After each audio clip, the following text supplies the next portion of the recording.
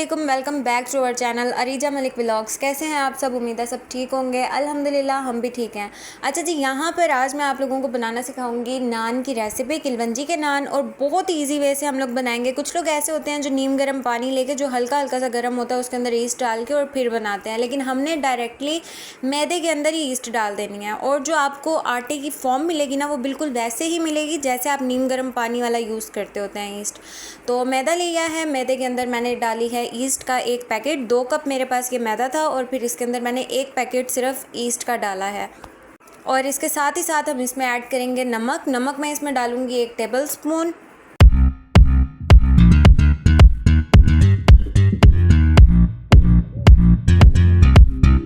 साथ ही इसमें ऐड कर देंगे ज़ीरा। ज़ीरे से ना टेस्ट बहुत ही ज़्यादा अच्छा आने लग जाता है, फ्लेवर बहुत ज़्यादा अच्छा आता है, इसलिए मैं ज़ीरा भी ऐड कर देती होती हूँ इसके अंदर। और फिर मैं इसके अंदर डालूँगी 2 टेबल स्पून के करीब ऑयल, कुकिंग ऑयल, ताकि आटा चिपके ना और सॉफ्ट हो जाए। वैसे तो ईस्ट से भी सॉफ्ट हो जाता है, लेकिन आटा चिपके ना गूंदते वक्त, तो इसलिए बस मैंने 2 टेबल स्पून ऑयल डाल दिया है। इसको अच्छे से मिक्स करेंगे। मिक्स करने के बाद नॉर्मली जैसे आटा गूंदते हैं हम, इसी तरीके से आटा गूंद लेंगे। और पानी भी मेरे पास नॉर्मल है, मैंने कोई नीम गर्म नहीं किया।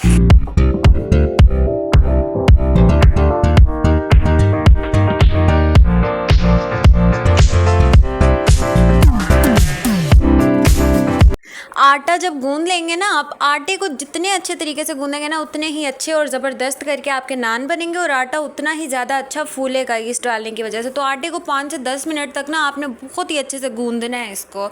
और अब इसे कवर करके रख देंगे, लेकिन कवर करके कहाँ रखेंगे? गरमाइश की जगह पे। अब मैं एक चूल्हे पे सालन बना रही थी और फिर किचन में ही मैंने इसे रख दिया था, तो वो गरमाइश की वजह से ये देखें कितना ही ज़बरदस्त मेरा आटा जो है वो सही हो गया। टेम्परेचर में रखा हुआ था ना, इसलिए। और बहुत ही अच्छा आटा हो रहा था, मेरा दिल नहीं कर रहा था कि मैं इसके नान बनाऊं, लेकिन बहुत अच्छा हो गया था ये।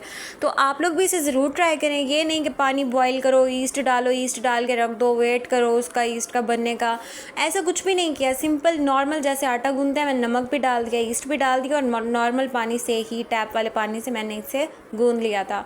अब जो इसके पेड़े हैं ना, वो पेड़े हम थोड़े बड़े साइज़ के लेंगे। नॉर्मल जो रोटी का साइज़ होता है ना, उस साइज़ की हमने नहीं बनाने नान, उससे थोड़ा सा छोटा साइज़ करेंगे हम रोटी का, लेकिन पेड़े का साइज़ बड़ा होगा, क्योंकि नान थोड़ा सा मोटा होता है। और हम बनाएंगे तवे पे, विदाउट तंदूर।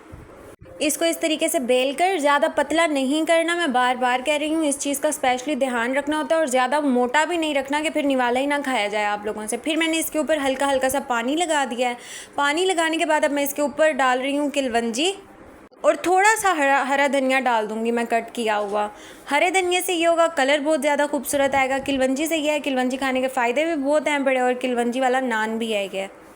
दोनों चीज़ें डालने के बाद इसे हाथ की मदद से अच्छे से ना हम प्रेस कर लेंगे, ताकि ये धनिया और किलवंजी जो हमने डाली है, ये रोटी उठाते हुए नीचे ना गिर जाए।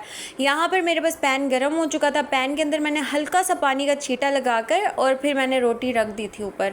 रोटी का ध्यान करना है कि ऊपर से मटेरियल जो हमने डाला है, 2 इंग्रेडिएंट्स हरा धनिया और किलवंजी, वो ना उतरें, क्योंकि स्पेशल नान ही उसी के बन रहे हैं। तो जब वो ही रिमूव हो जाएगा तो फिर फ़ायदा।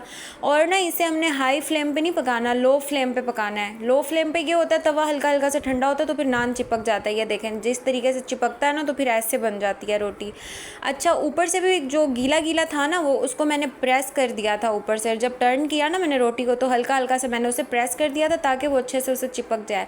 वैसे तो इसे हम आग पे भी सेक सकते हैं, लेकिन मैंने नॉन स्टिक पैन उठाया था, तो मुझे सेकने की ज़रूरत नहीं थी, क्योंकि रोटी वैसे ही बन रही थी बहुत अच्छे से। इसी तरीके से जितने भी नान आपको चाहिए होंगे, आप वैसे ही रेडी करते जाएंगे जो आपको वे बताया है।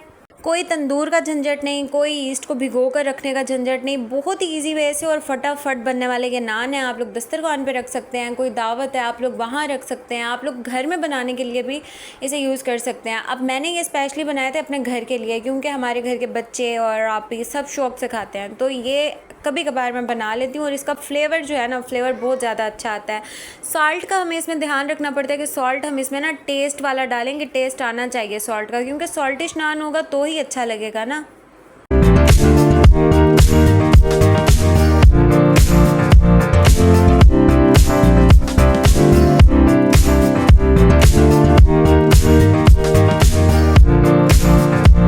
नान हो चुके हैं मेरे यहाँ पर रेडी। ये रेसिपी आप लोग ज़रूर ट्राई करें, बहुत ही आसानी से बन जाते हैं। ऐसे लगता है सिंपल हमने रोटी के लिए आटा गूंदा और रोटी ही बनाई है, कोई ज़्यादा इसमें मेहनत नहीं है, खजालत नहीं है।